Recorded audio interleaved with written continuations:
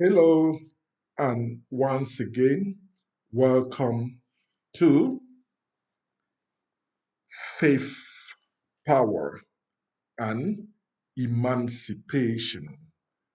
Today, we are going to get to chapter 9, and chapter 9 is the last of the chapters that make up part 3. It is entitled Cognitive Liberalism, Narrative Power, and the Digital Battlefield. My name again is Professor January Asongu, and I am the author of this book as well as your host. In our previous episode, we reflected on chapter 8, where we revisited the story of David and Goliath. We discovered that David's victory was not simply a triumph of faith over strength, but of wisdom over arrogance, strategy over brute force, and moral intelligence over domination. We learned that authentic liberation requires courage, prudence, truth, and ethical discipline. Today, we come to chapter 9, entitled Cognitive Liberation, Narrative Power, and the Digital Battlefield. This chapter addresses one of the defining realities of the 21st century. Many of history's greatest battles were fought with swords. Later, they were fought with guns. Today, many of the most important battles are fought with information. They are fought with stories. They are fought with images. They are fought with algorithms. They are fought with narratives that shape how millions of people understand reality. That is why I describe our age as a digital battlefield. The battlefield has not disappeared, it has simply entered the human mind. One of the central arguments of this chapter is that whoever shapes public perception increasingly shapes political reality. This is not entirely new. Throughout history, rulers have always attempted to influence public opinion. Empires wrote their own histories. Kings celebrated their victories while hiding their failures. Political leaders promoted narratives that strengthened their authority. What is different today is the speed, the scale, and the technology through which narratives spread. A message posted online can reach millions of people in minutes. Artificial intelligence can generate persuasive content almost instantly. Social media platforms reward emotional reactions more than careful reflections. The result is that truth often competes with entertainment, outrage, and misinformation. This presents an enormous challenge, not only for politics but also for theology. Why? Because Christianity is fundamentally a religion of truth. Jesus declares, "You shall know the truth, and the truth shall make you free." Notice the order. Truth comes first, freedom follows. Modern society often reverses that relationship. We imagine that freedom means believing what we chose. The Christian tradition insists that authentic freedom grows out of a truthful relationship with reality. That insight is more important today than ever before. In my philosophical work, I have argued that one of the greatest crises of our time is epistemic fracture. By this, I mean the breakdown of shared confidence in truth itself. People increasingly inhabit different informational worlds. Two individuals may witness the same event and reach completely opposite conclusions because they rely entirely on different sources of information. The problem is no longer simply disagreement. The problem is that we often lack a shared foundation for resolving disagreement. When this happens, societies become easier to manipulate. This is precisely Why cognitive liberation matters. Many people think liberation concerns only politics or economics. Those dimensions remain important, but before people can liberate their societies, they must first liberate their minds.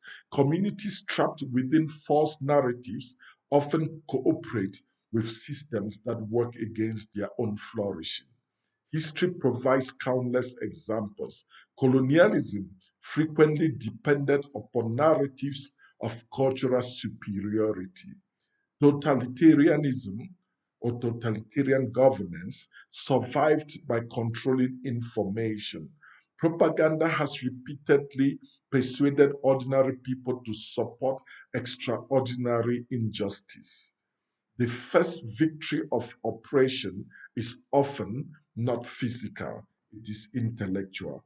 It convinces people that injustice is normal, that resistance is impossible, that truth is unknowable, that knowledge can change, that nothing can change, rather. That is why cognitive liberation is so important. It begins by asking people to think critically, to examine evidence, to question assumptions, to distinguish facts from manipulation.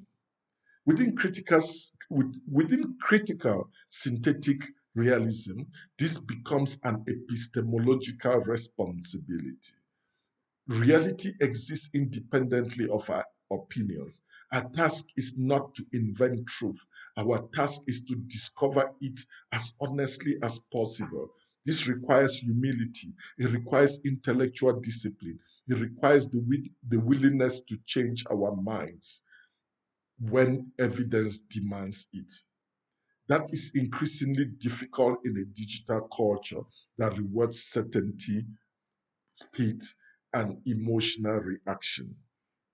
But it is precisely this discipline that authentic freedom requires. This chapter also reminds us that technology itself is neither good nor evil. Artificial intelligence can educate, it can also deceive. Social media can strengthen communities, it can also divide.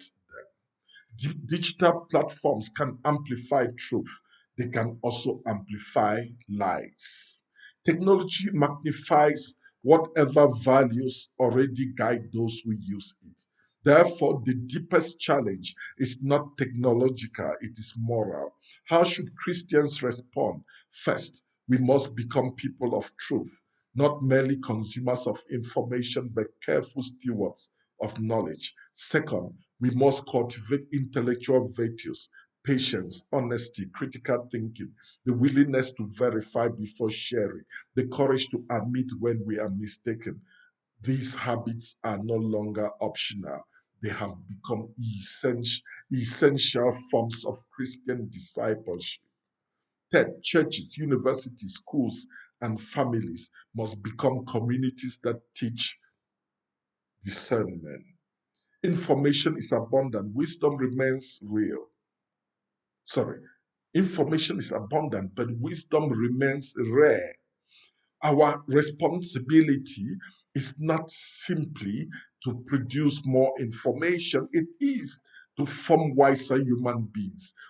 This is where liberative realism offers a distinctive contribution. Liberation is not achieved merely by changing governments, nor is it achieved simply through economic reforms. Liberation also requires people capable of recognizing truth amidst confusion, communities capable of resisting manipulation, citizens capable of evaluating competing narratives responsibly. Without cognitive liberation, political liberation remains fragile. Democracy itself depends upon informed citizens. Justice depends on truthful public discourse.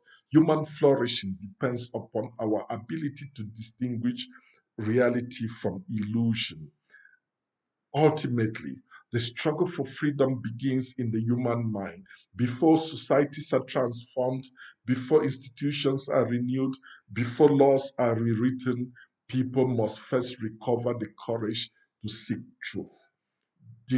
That is why cognitive liberation is not a secondary concern. It has become one of the defining moral responsibilities of our generation. The future of free societies may depend less upon military strength than upon our collective ability to preserve truth within an increasingly fragmented information environment. That, I believe, is one of the great theological challenges of the digital age. Thank you for joining me uh, in this episode. In our next episode, we'll begin part 4, Building Freedom Before Victory. If you found today's discussions useful, click like, subscribe to the channel, share it with others, or even leave a comment below. And if you would like to explore the ideas more deeply, I consider buying my book, Faith, Power, and Emancipation. And it is available on Amazon or through my website, asongubooks.com. Until next time, God bless you.